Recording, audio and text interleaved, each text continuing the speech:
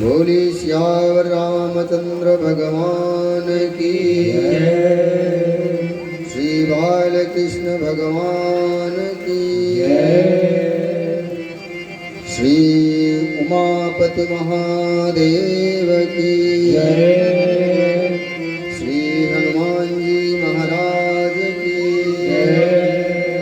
पूज्यपाद गोस्वामी तुलसीदास जी महाराज की श्री रामचरितमानस भगवान की ओम नमः पार्वती पतये हर हर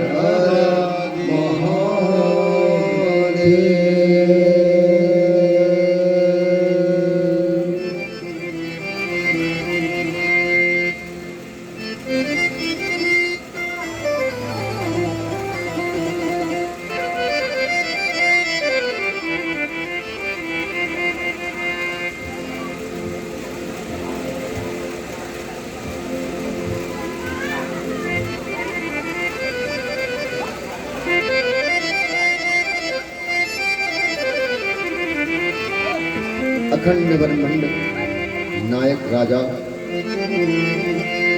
श्री अकारण करुणावर डाले श्री राघवेंद्र सरकार के चरणों में बारंबार वंदन।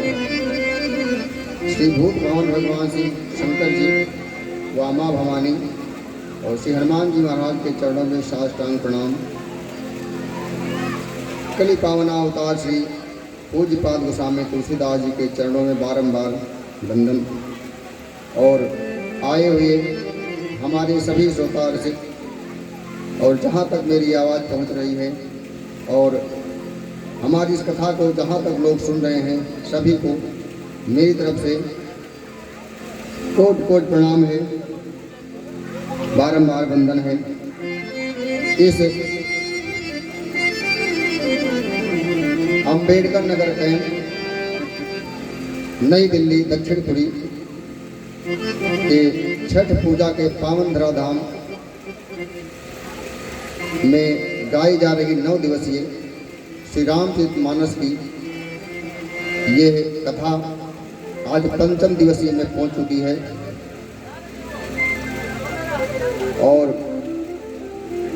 कल हम और आप सभी ने मिलकर के बड़े ही आनंद के साथ श्री राम जी की बाल लीला का वर्णन किया, गाया और श्रवण किया।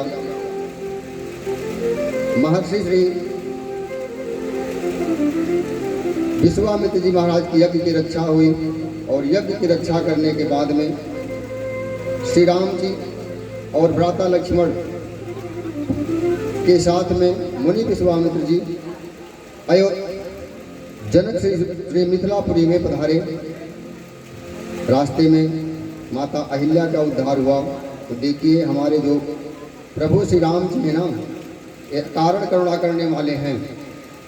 भक्ति करते रहिए और पता नहीं किस दिन निस्वार्थ भाव से भक्ति कीजिए और पता नहीं किस दिन हमारे राघव जी की करुणा आपके ऊपर हो जाए। माता को अहिल्या जो थी वो वन में रहती थी, वो वहाँ पहुँच नहीं सकती थी। क्यों? क्योंकि श्राप के कारण वो शिला बन गई थी। लेकिन एक दिन उनकी भक्ति के कारण ही हमारे राघवेंद्र सरकार वहाँ पे पहुँच गए और माता अहिल्या का उद्धार कर दिया। तो ऐसे हैं हमारे श्री राघवेंद्र सरकार, अकारण करुणा कर देते हैं अपने भक्तों के ऊपर। और यहीं से जब से प्रभु ने अहिल्या का उद्धार किया तब से भगवान का एक नाम और हो गया, क्या? करुणा वत्सल, करुणा सागर हो गया। तो आइए, भक्त का भाव है और साधक कहता है कि करुणा निधान रउआ जगत के दाता है। करुणा निधान रउआ जगत के दाता है। करुणा निधान रउआ जगत के दाता है। करुणा निधान रउआ जगत के दाता है। जगत के दाता है। भक्तियों के विधाता है। जगत के दाता जगत के दाता है। जगत के दाता है भक्तियों के विधाता है। जगत के दाता भक्तियों के दाता करुणा भगवान रहुआ जगत के दाता है। करुणा निधान रहुआ जगत के दाता है। करुणा निधान रहुआ जगत के दाता है। करुणा निधान रहुआ जगत के दाता है। करुणा निधान रहुआ जगत के दाता है। श्री भगवान रहुआ जगत के दाता है।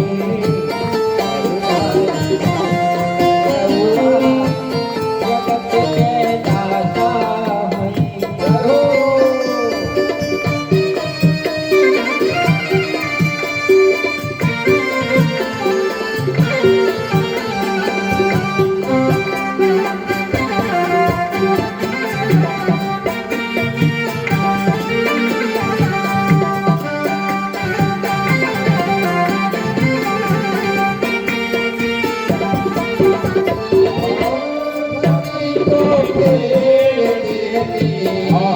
मती के फेर देवी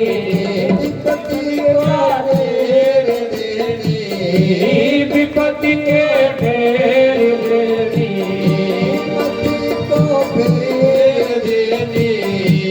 मती के फेर देवी विपत्ति के फेर देवी विपत्ति के फेर देवी भगवान रहुआ जगत के दाता है।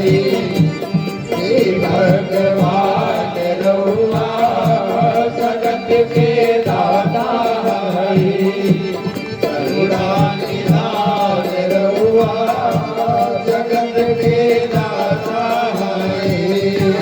करुणा निधान रहुआ जगत के दाता है। भक्त विदुर घर गए भक्त विदुर घर गए प्रेम से सकवै खैनी। प्रेम से सकवै खैनी।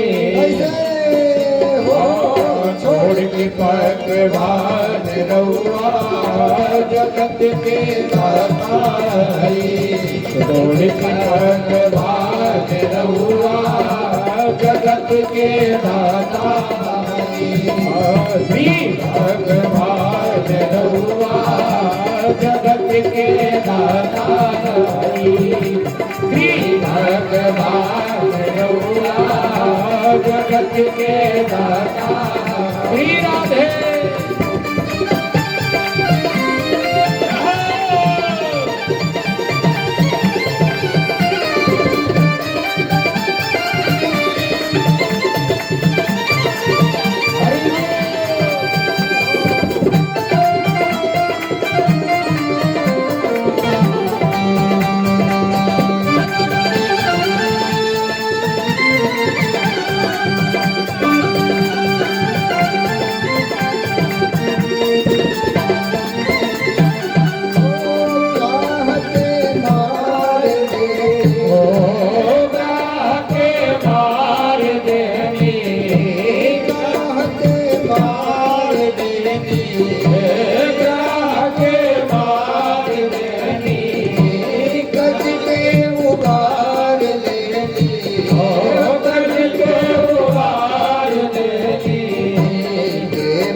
समान रहुआ जगत के दाता हरि जाने जहान रहुआ जगत के दाता है। श्री भगवान रहुआ जगत के दाता श्री भगवान रहुआ जगत के दाता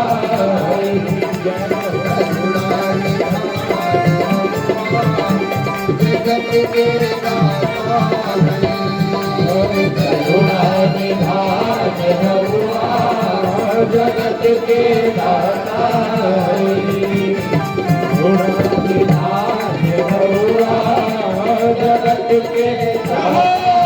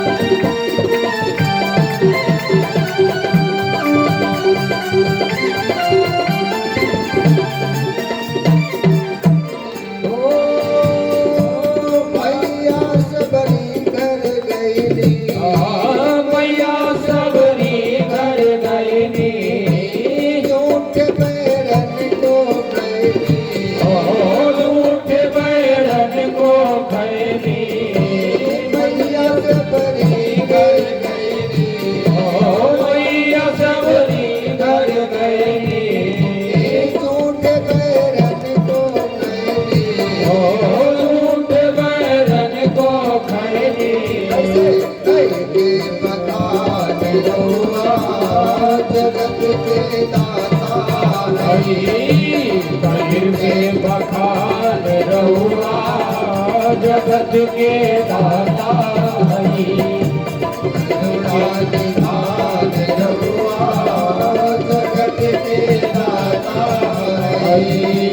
करुणा निधान रहुआ जगत के दाता करुणा निधान रहुआ जगत के दाता करुणा निधान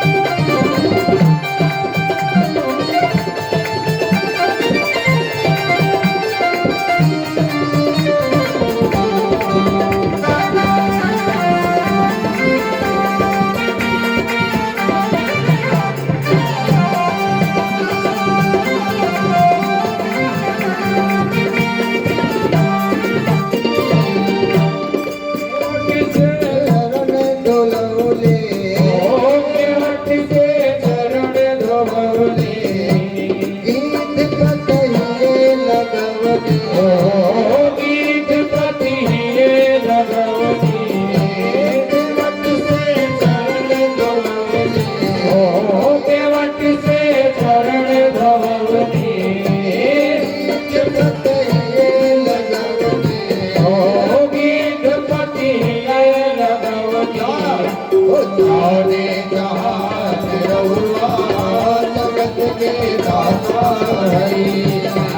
जगत के दाता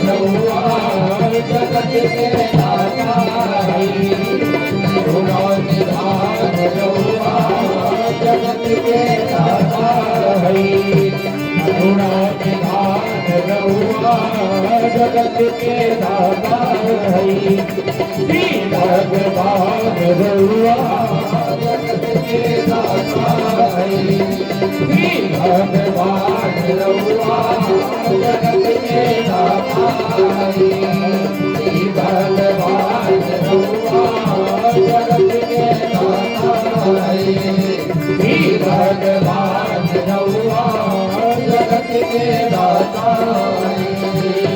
भगवान रहुआ जगत के दाता। मेरे नारायण जो मेरे राम जी हैं ना, ये अकारण करुणा कर देते हैं। भक्ति होना चाहिए और इसी भक्ति के चलते राम जी जब अहिल्या का उद्धार करने के बाद में उसके बाद प्रभु मिथिला के लिए चल दिए। कहाँ? जनकपुर के लिए। और कहाँ पहुँचे?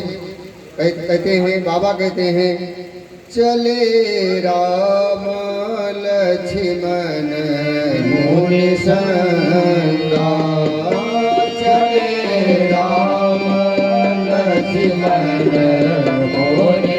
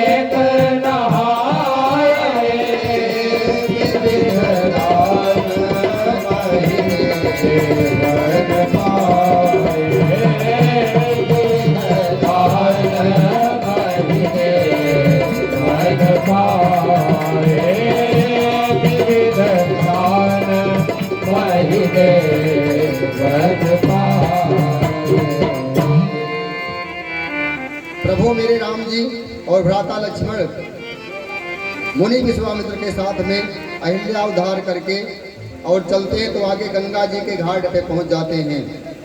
देखिए कहते हैं कि मात्र गंगा जी के स्मरण करने से ही हमारे सभी पापों का नाश हो जाता है। तो आइए हमारे प्रभु गंगा जी के तट पे पहुंच गए हैं, तो आइए एक बार जोर से गंगा मैया की जयकारी हो जाए, जितना जोर हो बोलिए गंगा मैया की जय।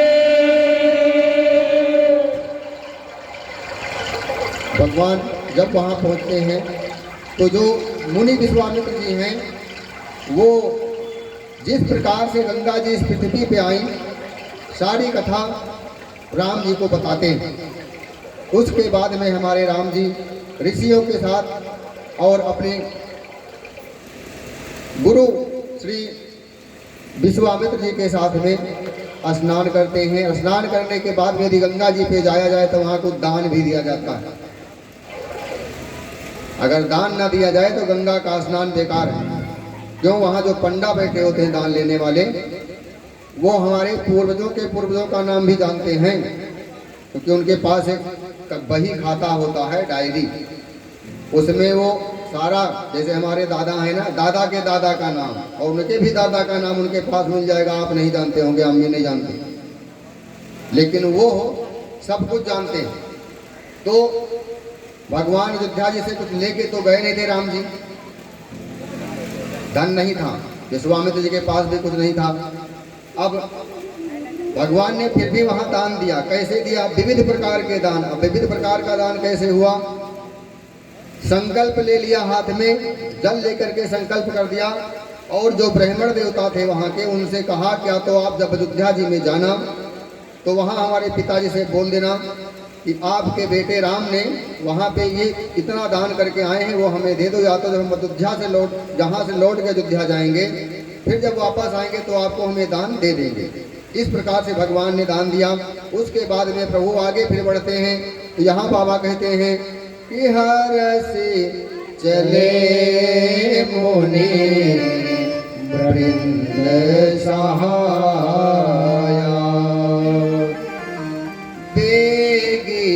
विदेह नगर नियराया। भगवान यहाँ हर्षित मन से, दुखी मन से नहीं। क्यों? यदि हम कोई भी कार्य हर्षित मन से करते हैं, हर्ष मन से करते हैं, खुशी मन से, तो उस कार्य को हमारे पूर्ण होने में कोई नहीं रोक सकता। यदि पहले ही मन के अंदर शंका आ गया कि पता नहीं हो या ना हो, तो फिर उसमें वो होने वाला पूर्ण से नहीं है, बराबर नहीं होगा। भगवान राम जी मेरे हर्षित मन से मुनि विश्वामित्र के साथ में आगे बढ़े और तुरंत विदेह यानी जनक राज के नगर में पहुंच गए। और वहां जब पहुंचते हैं तो क्या देखते हैं कि पूर्य रम्यता राम जब देखी हर से अनुज समेत दिशे थी। जब उस जनक राज के नगर का, जनकपुर का, मिथिलापुरी का जब भगवान ने दर्शन किया तो बहुत मन में हर्ष हुआ। क्यों? क्योंकि वहां के जितने लोग थे ना, सब संत थे, और संत ही नहीं संता थे। पूर्ण नर नार सुभग सुच संता। सुच माने सुंदर, इतने सुंदर जिसका कोई जवाब नहीं। नर है वो भी सुंदर है, नारी है वो भी सुंदर है, लेकिन सुंदर मुख से सुंदर नहीं है कि मुख में जाओ, वहाँ क्या कहते हैं, ब्यूटी पार्लर में जाओ, बढ़िया मेकअप करवा के आ जाओ, सुंदर दिखने लगोगे। उससे सुंदर नहीं है, फिर वो सुंदरता नहीं होती है। भगत हैं, उनके हृदय में भगवान का वास है, नारायण का वास है, इसलिए वो सुंदर हैं। और भगवान वहीं जाते हैं जहाँ उनके भक्त होते हैं। आप लोगों की भक्ति जो थी भगवान के यहाँ खींच लाई। हमारी मैया जो हैं, ये 9 दिन तक कथा सुनने कहाँ पहुँच पाती, कहीं जा सकती थी, लेकिन माँ की भक्ति थी, और माँ की भक्ति ने भगवान को यहाँ पे खींच लिया। आप सब लोग दौड़ दौड़ के इधर कलश उठाते थे ना, दूर, बहुत दूर जाके कथा सुनते थे, भक्त बनते थे। भगवान ने कहा अब दूर जाने की जरूरत आपको नहीं है। क्यों? आप लोगों के अंदर भक्ति थी, श्रद्धा थी, भगवान की भक्ति। और भगवान के पास जिसकी भक्ति होती है, भगवान के पास, उसको भगवान के पास जाना नहीं पड़ता, भगवान स्वयं उसके पास आके पहुंच जाते हैं। और वही आज ये तुम लोगों के भक्ति का ही प्रभाव है, जो आज इस स्थान पे, धराधाम पे ये कथा हो रही है, ये आप लोगों के भक्ति का ही प्रभाव है। नहीं तो हम 8 महीने से बहुत दूर, बहुत कहाँ नहीं दौड़े, जहाँ रह रहे हैं वहाँ पे पता नहीं कितने लोगों से मैंने कहा भी कि फोटो ही दे दो, तुम्हारा लगा दूँ, लेकिन फोटो भी देने के लिए कोई तैयार नहीं हुआ। कम से कम फोटो तो दे दो कि पंडित जी हाँ बैनर में लगा दें, कोई नहीं तैयार हुआ। ये आप लोगों की भक्ति है जो यहाँ पे कथा हो रही है और भगवान को यहाँ खींच लाई। जब भगवान वहाँ पहुँचे तो जब उस नगर के रम्यता को देखा तो बहुत हर्षित हो गए, और बहुत खुशी मन से फिर एक आम का पेड़ था, उसी आम के पेड़ के नीचे छांव में मुनि विश्वामित्र ने अपना स्थान लगा दिया, आसन लगाया। और आसन लगाने के बाद में मेरे राम जी जो है ना, सब कुछ जानते हैं। राम जी ने सोचा कि अब हम मिथिलापुरी में तो आ ही गए हैं, लेकिन अब जनकराज जी को पता चलेगा कि मुनि विश्वामित्र आए, तो वो मुनि जी के स्वागत के लिए आएंगे। और यदि जनक जी की नज़र हमारे ऊपर पड़ गई तो जनक जी हमारे में ही भूल के रह जाएंगे और हमारे गुरु जी का स्वागत नहीं हो पाएगा। तो एक बार एक भगवान जब रात्रि का दिन का चौथा पहर बीता तो मुनि विश्वामित्र जो थे राम जी को, लक्ष्मण जी को कथा सुना रहे थे। उसी समय राम जी ने कहा प्रभु विश्वामित्र से कि गुरुदेव, सुबह जो है पुष्प का जुगाड़ करना पड़ेगा कहीं से, क्योंकि पूजा आप करेंगे तो पुष्प की जरूरत पड़ेगी। तो अगर आप आज्ञा दें तो हम ये पता करके आ जाएं कि यहाँ पे पुष्प कहाँ मिलेगा। भगवान पुष्प लेने को नहीं जा रहे हैं, पता करने भी नहीं जा रहे हैं, लेकिन वहाँ से खसक रहे हैं। क्यों खिसक रहे हैं? क्योंकि यदि जनकराज जी आ गए विश्वामित्र जी को लेने के लिए तो हमारे गुरुदेव का सत्कार नहीं हो पाएगा। क्यों? जनक जी हमें ही देख करके और हमारे में ही भूल जाएंगे, फिर हमारे गुरुदेव का स्वागत कौन करेगा। इसलिए श्रेष्ठ वही होता है जो अपने से बड़ों का आदर कराए। और हमारे राम जी तो सबके घट घट में व्याप्त हैं, ये सब कुछ जानते हैं। राम जी और भ्राता लक्ष्मण को लेकर के चले गए पुष्प वाटिका देखने। गए रहे देखन फुलवारी देखने के लिए चले गए। उसी समय जब विदेह राज को पता चला कि मुनि विश्वामित्र जी आए हैं, तो मिलन गए वलय विप्र समाजा, मुनिया गमन सुना जब राजा। जब राजा जनक जी ने मुनि विश्वामित्र का आगमन सुना तो विप्रों का समाज लिया। क्यों? देखिए, स्वागत करने भी उन्हीं को लेके जाना चाहिए। जैसे कोई रिश्तेदार यदि आ रहा है तो जिस प्रकार का रिश्तेदार हो वैसे ही स्वागत करने को भेजना चाहिए। जैसे स्टेशन पे अगर कोई बूढ़ा आदमी आया है और उसको लेने जाना है तो लड़कों को मत भेजिए। क्यों? क्योंकि उनको बिठा के मोटरसाइकिल भी इतना तेज चलाएगा ना कि फिर वो बेचारे रास्ते पर परेशान ही होते रहेंगे कि कब ये रुके और कब हम इस पे से उतरें। यदि बूढ़ा जाएगा तो वो उतना ही चलाएगा जितना उसको जरूरत होगी। अब राजा यहाँ विप्रों को साथ में लिया, ब्राह्मणों को, और जो उनके गुरु जी थे सदानंद जी उनको साथ में लिया, और लेकर के जो मेन आदमी थे उनके राज्य के दरबार के, उनको लेकर के और मुनि विश्वामित्र से मिलने के लिए गए। और जब वहाँ पे गए तो क्या देखते हैं, मुनि विश्वामित्र को प्रणाम किया, और प्रणाम करने के बाद में आपस में बातें हो ही रही थीं, उनका आदर सत्कार किया और आपस में बातें हो ही रही थीं। तब तक ते ही अवसर आए दो भाई, गए रहे देखन भूलवाई। सब जो उस समय जो राम जी और लक्ष्मण जी थे आ गए, घूम करके बगीचा को देख के, फुलवारी को देख करके और वापस आए।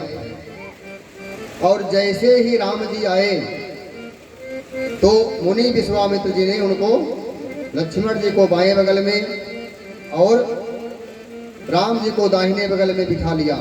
और जैसे ही बिठाया और जनकराज की नजर राम पे पड़ी, राम जी पे, ऐसे ही जनकराज जी जो निराकार को मानने वाले थे, आकार को कभी नहीं मानते, साकार को कभी नहीं मानते, क्यों? इतने भक्त प्राणी थे वो कि वो निराकार को नहीं मानते, सिर्फ निराकार को ही मानते थे, साकार को नहीं मानते। और जो निराकार को मानने वाला आज साकार को देखकर उन्हीं में फंस गया। और मुनि विश्वामित्र जी से बोले, क्या बोले? इन्हीं बिलोकत अति अनुरागा, बरबस ब्रह्म सुख ही मन लागा। मुनि राजा जनक जी ने कहा कि हे मुनिराज, ये जो दो बालक आपके सामने आए हैं, बैठे हैं आपके बगल में, ये दोनों कौन हैं?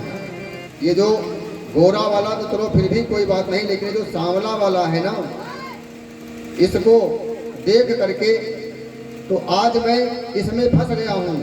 ये जो हमारा मन जितना हृदय में निराकार रूप ब्रह्म को धारण करके सुख प्राप्त करता था, आज वही सुख उसको भूल करके इसको देख करके हमारे हृदय में हो रहा है। बताइए ये कौन है?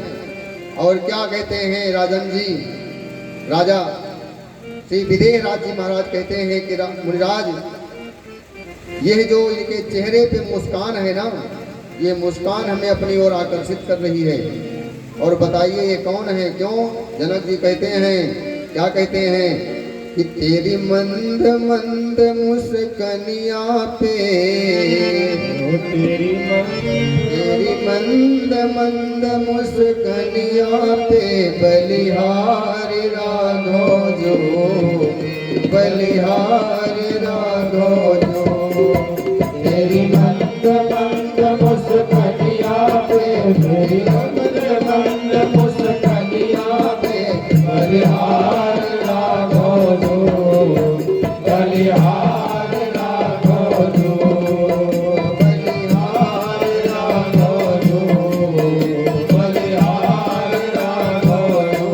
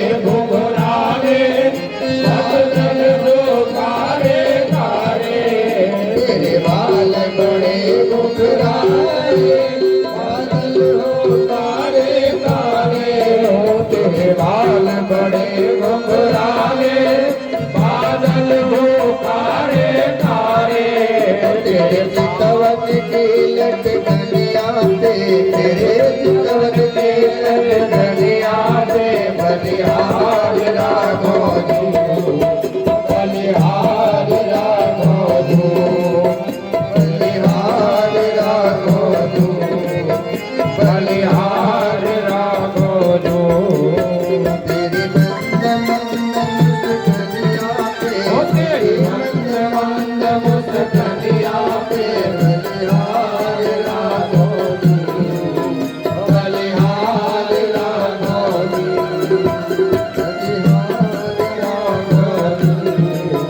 बलिहार राघो जो। महाराज जनक प्रभु श्री राम के मुस्कान को देख करके, उनके स्वरूप को देख करके और उन्हीं में खो गए और पूछ रहे हैं वशिष्ठ विश्वामित्र जी महाराज से कि बताइए मुनिराज यह कौन है।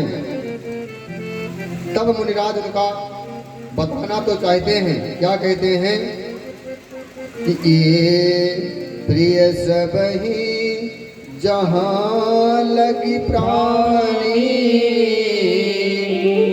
और मन मुस्काही राम सुनि पानी।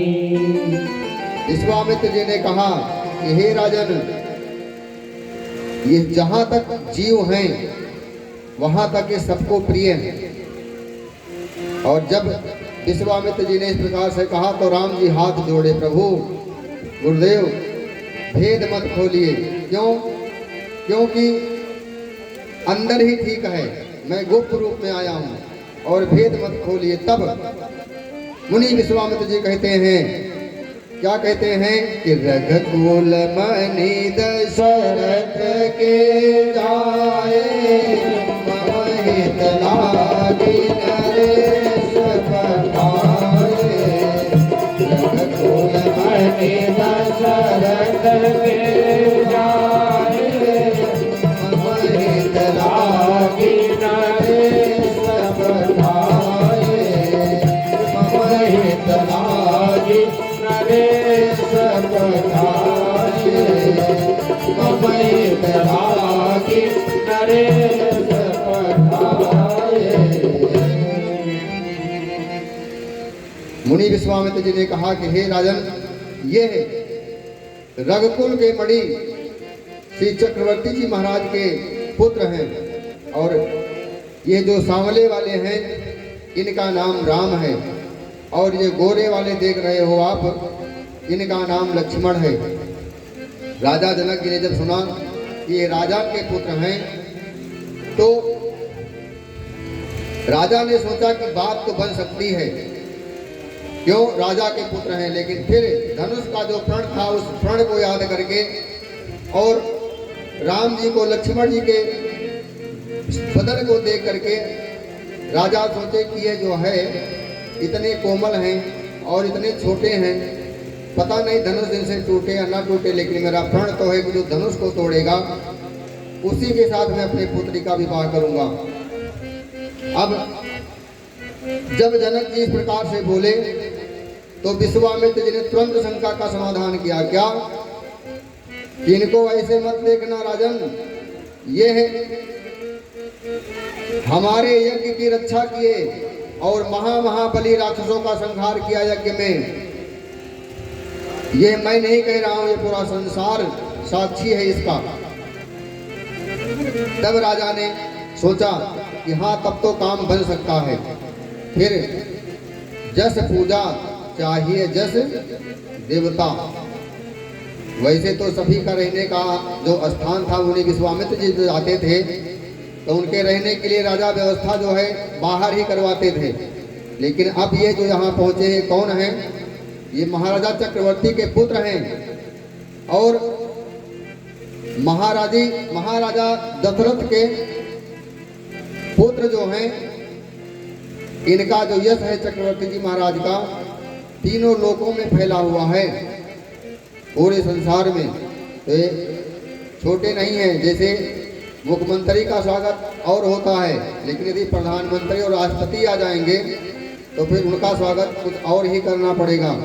अब राजा उनको ले जा करके, और जो सबसे सुंदर स्थान जनक जी के यहाँ था मिथिलापुरी में, कहें तो वो सीता जी का ही स्थान था, जहाँ सीता माता रहती थी।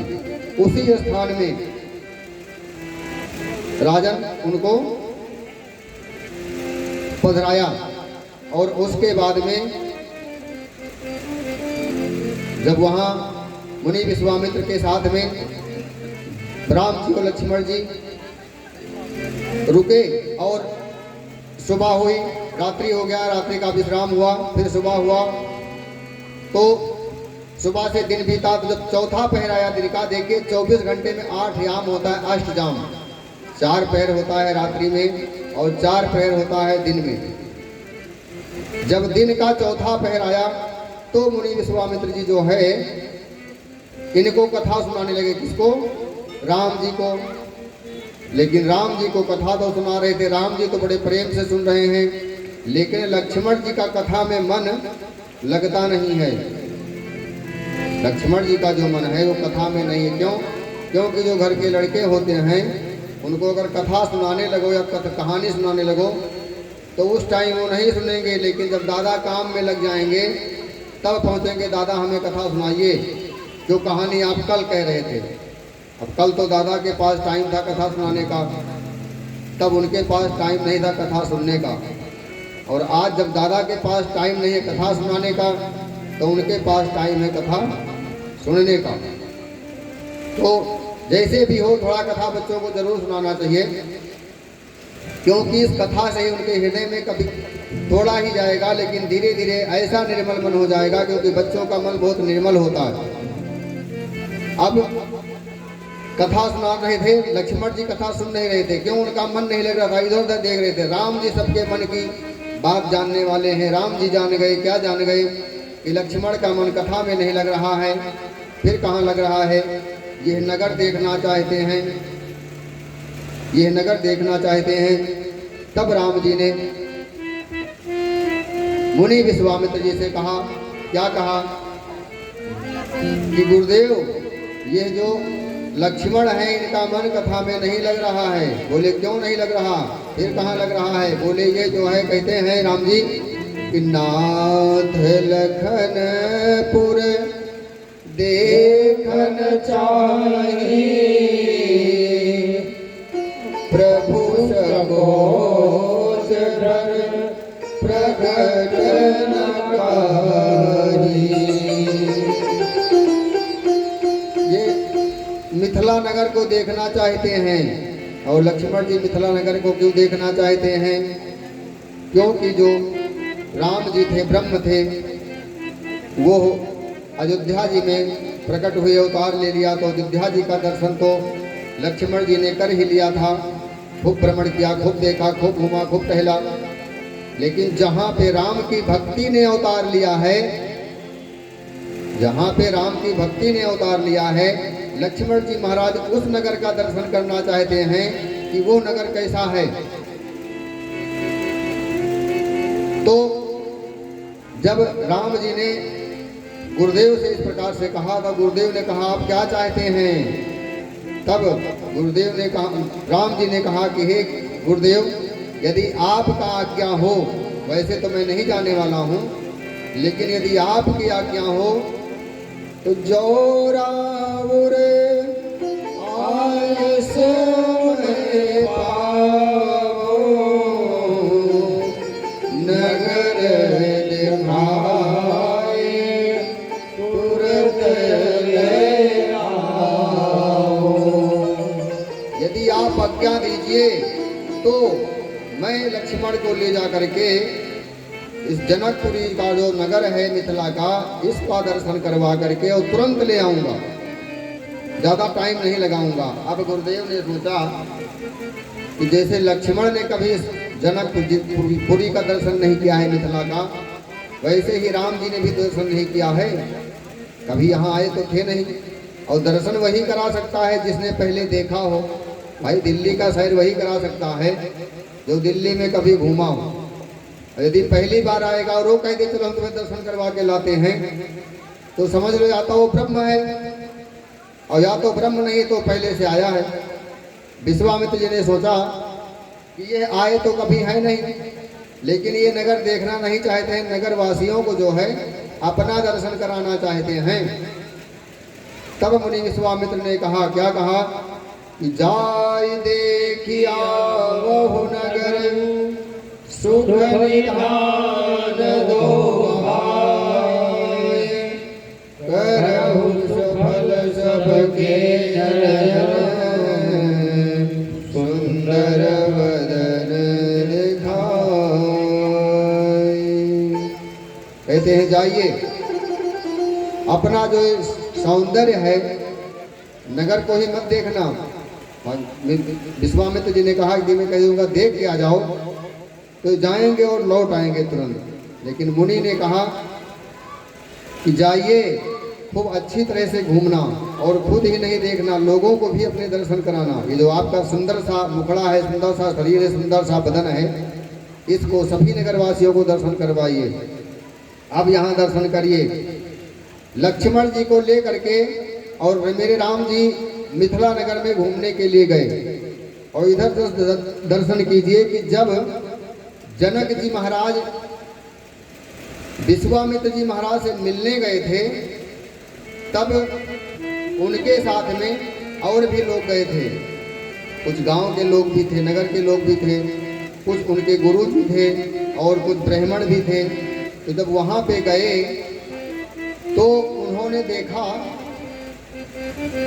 किसको देखा? राम जी को। और राम जी के सुंदर को देख करके, सौंदर्य को, तो जनक जी थोड़े मोहित हुए थे। जितने भी उनके साथ में गए थे ना, सब मोहित हो गए थे। तो जब गांव में पहुंचे वो, तो घर घर में, पूरे नगर में, पूरे मिथिला में ये चर्चा हो रही थी कि दो बालक आए हैं और इतने दिव्य हैं, इतने सुंदर हैं कि जिसका कोई वर्णन नहीं कर सकता। सब लोगों के मन में लालसा थी। क्या लालसा थी? कि अगर इतने सुंदर हैं, इतने दिव्य हैं वो, तो अगर हमें भी उनके दर्शन हो जाते तो हम भी कृतार्थ हो जाते।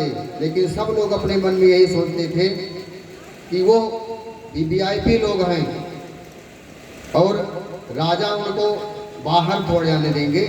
अरे वो वीआईपी लोग हैं, अंदर ही अंदर उनका स्वागत कर देंगे और स्वागत करके अंदर ही अंदर चले जाएंगे, अपने घर को भेज देंगे। लेकिन यहाँ दर्शन कीजिए कि जब मिथिला वासियों को ये पता चला कि वही दोनों बालक जो कल हम लोग देख के आए थे, वही आ गए, घूम रहे हैं गांव, नगर के अंदर गांव में घूमने आ गए हैं। तो क्या हुआ? जब ये हुआ कि देखन नगर भूप सुत आए और समाचार पुर वासी न पाए। जब देखा, सुना, नगर को देखने के लिए, नगर का भ्रमण करने के लिए वही दोनों बालक जो कल हम देख के आए थे वही आए हैं, तो ये चर्चा पूरे गांव में फैल गई। और जैसे ही फैली तैसे क्या हुआ कि धाये धाम काम सब त्यागी और जन होन रंग निधि लूटन लागी। इतने तेज से दौड़े ना हो कि जो जहां थे, जो काम कर रहे थे, वो वहीं छोड़ दिया। कोई हाथ में लेके भगा, रास्ते में फेंक दिया। धाये का मतलब जानते हो कैसे भागा जाता है? कैसे? अपने शरीर का ही सुख नहीं होता है कि हमारा शरीर नीचे पांव पड़ रहा है कि ऊपर जा रहा है कि कहाँ जा रहा है, कहाँ हमारा पैर पड़ रहा है, कुछ पता नहीं होता है। उसको धाये कहते हैं। तो काम को पहले नहीं छोड़ा, काम को हाथ में ही लेके भगे, रास्ते में फेंका। पहले धाम को छोड़ा, घर को छोड़ा और दौड़ करके गए और भगवान के दर्शन को करने लगे। लेकिन जो पुरुष थे वो तो दौड़ गए, लेकिन जो मिथिला की स्त्रियां थी, नारियां थी, वो तो उनके ऊपर कुछ भाई पर्दा था, तो वो नहीं दौड़ पाई। तो उन्होंने क्या किया कि जब सुना कि वही आ गए हैं नगर के अंदर, तो वो झरोखे में खड़ी हो गई। जो खिड़की होता है ना घर का, उस खिड़की में खड़ी हो गई। क्या बाबा कहते हैं कि जुबती न भवन झरोखन लागी निरखहि राम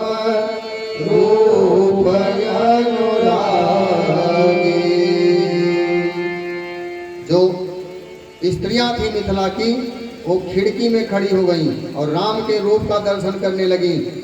सीता माँ के 8 सखियां थी, 8 ने जब राम को देखा तो आपस में बातें करने लगी। क्या कहती हैं?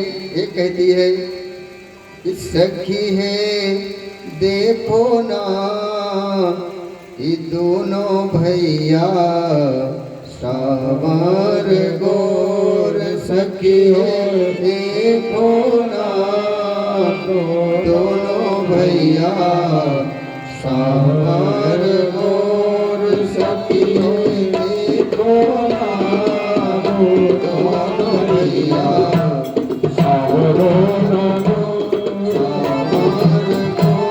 सावर गोर, सखी है देखो ना, दोनों भैया सावर गोर।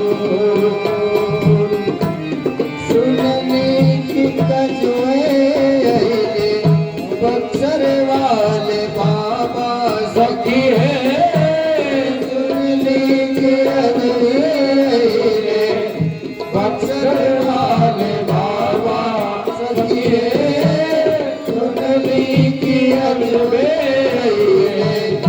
बक्सर वाले बाबा, सखी है देखो ना, पीछे पीछे डूबल किशोर, सखी हो देखो ना, पीछे पीछे डूबल किशोर, सखी है देखो ना, पीछे भैया सावरो नगोर, सखी है देखो ना, दोनों भैया सावरो नगोर।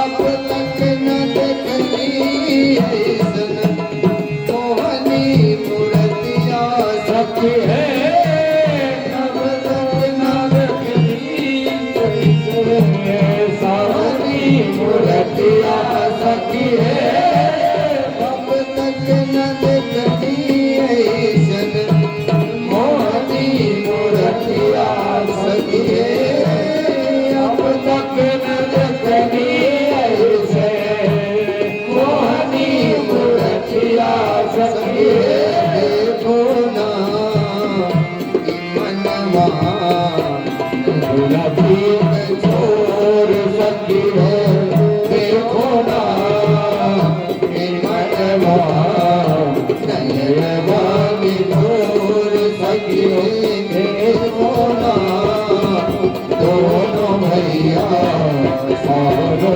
नगोर, सखी हो देखो ना, दोनों भैया सावरो नगोर। जय हो।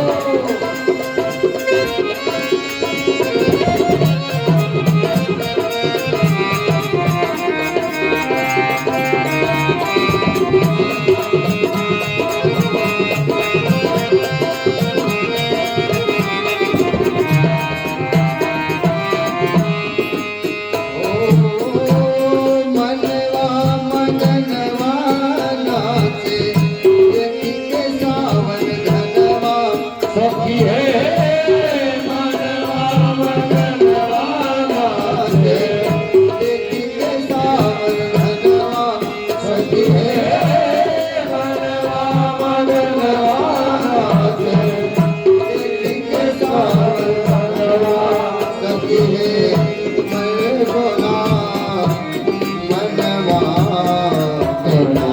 जैसे मोर, सखी हो देखो ना, मनवा बस मोर, सखी है देखो ना, दोनों भैया सावरो नगोर, सखी है देखो ना, दोनों भैया सावरो नगोर, सखी है देखो ना, दोनों भैया सावरो नगोर। एक कहती है वो बंगले जो पौती इनके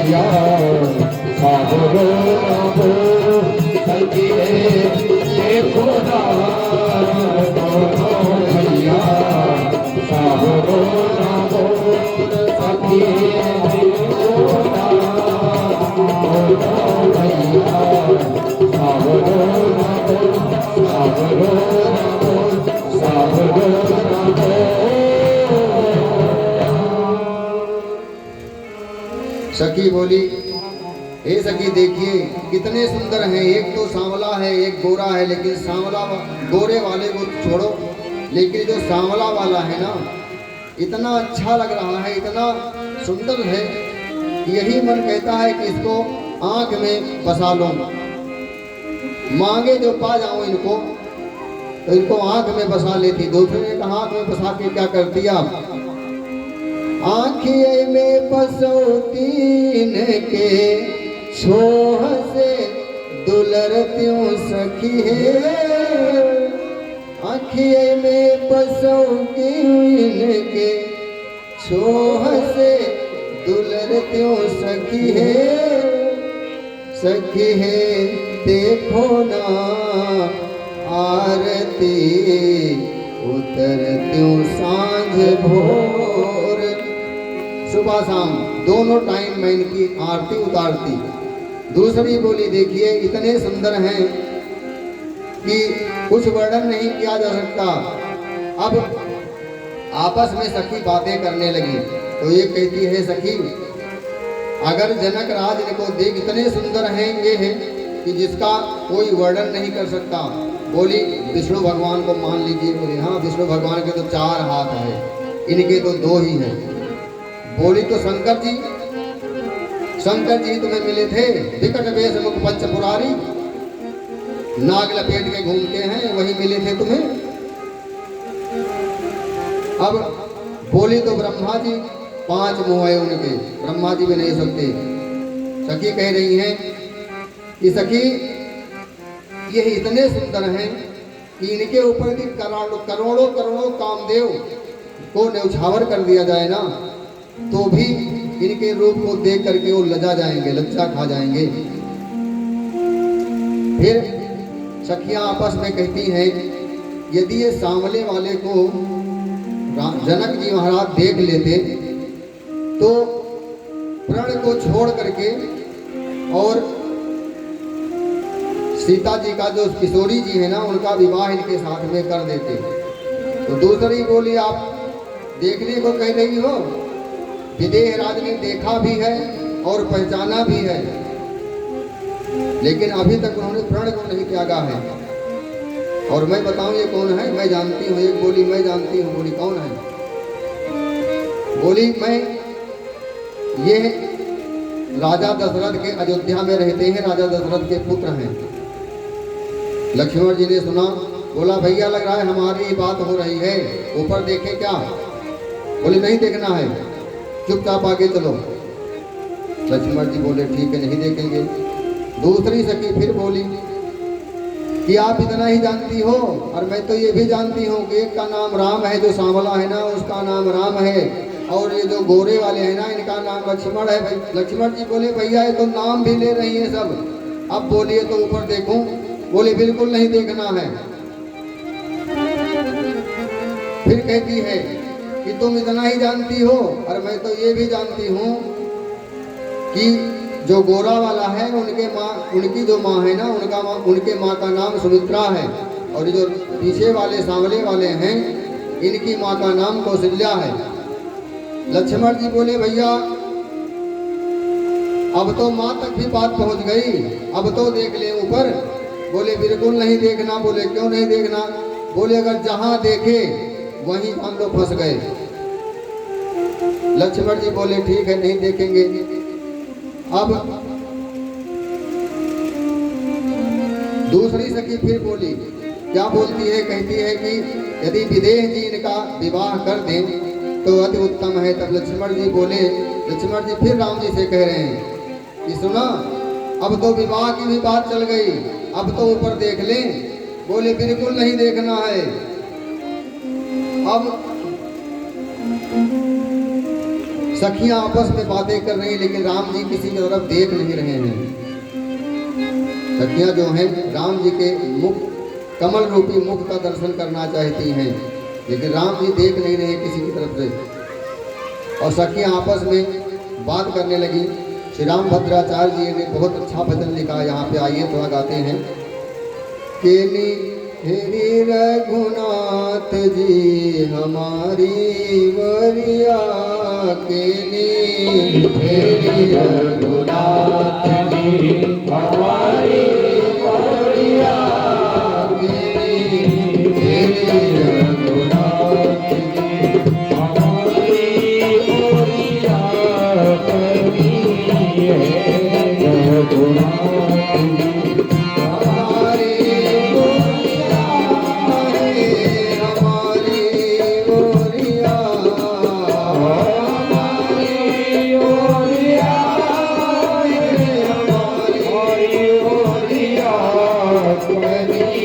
हेरी रघुनाथ जी हमारी ओरिया करी। हेरी रघुनाथ जी क्या कहती है, हे रघुनाथ जी एक बार हमारे तरफ भी देख लो, ऊपर नजर घुमा के। कैसे हो आप, हम देख नहीं पा रहे हैं, लेकिन कैसे हैं भगवान?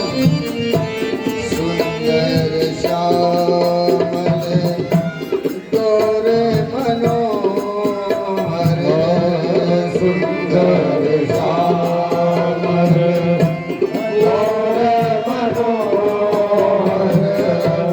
सुंदर श्यामल गोरे मनोहर। सुंदर श्यामल गोरे मनोहर।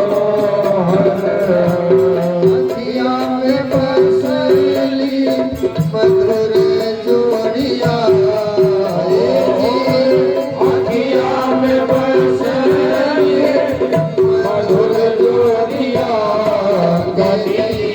हेरी रघुनाथ जी हमारी ओरिया करी। हेरी रघुनाथ जी हमारी ओरिया करी। हेरी रघुनाथ जी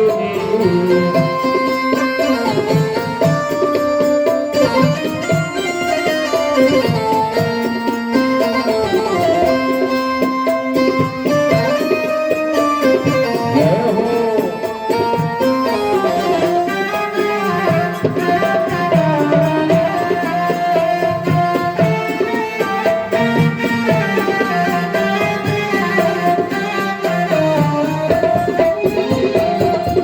ओ मिथिला में आई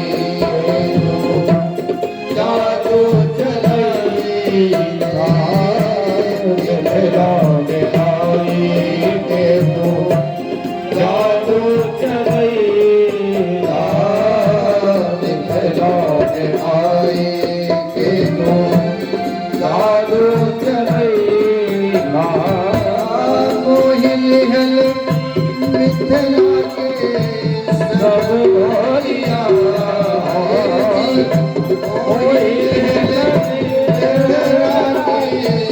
सब गोरिया करी। हेरी रघुनाथ जी हमारी ओरिया करी। हेरी रघुनाथ जी हमारी ओरिया करी। हेरी रघुनाथ जी राधे हो।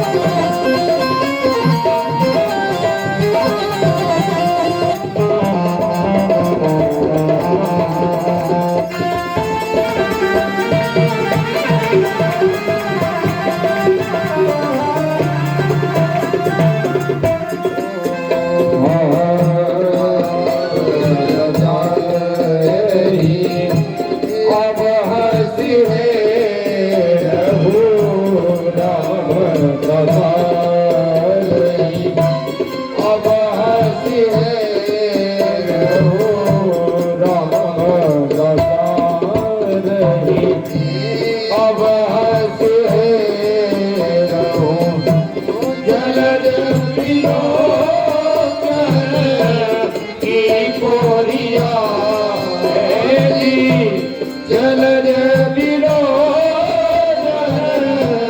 की गोरिया बनी हे रघुनाथ की हमारी गोरिया बनी हे रघुनाथ की हमारी गोरिया बनी हे रघुनाथ की हमारी गोरिया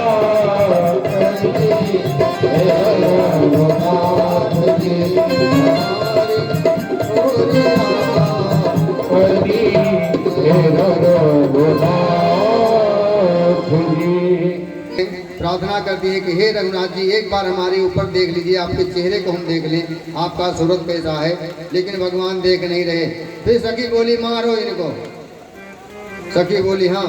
दूसरी बोली कैसे मारोगी, इतने कोमल शरीर है, मारोगी तो चोट लग जाएगा। तब दूसरी सखी बोली पत्थर से मारने के लिए नहीं कह रही हूँ, जैसे कोमल इनके अंग है फूलों के समान, वैसे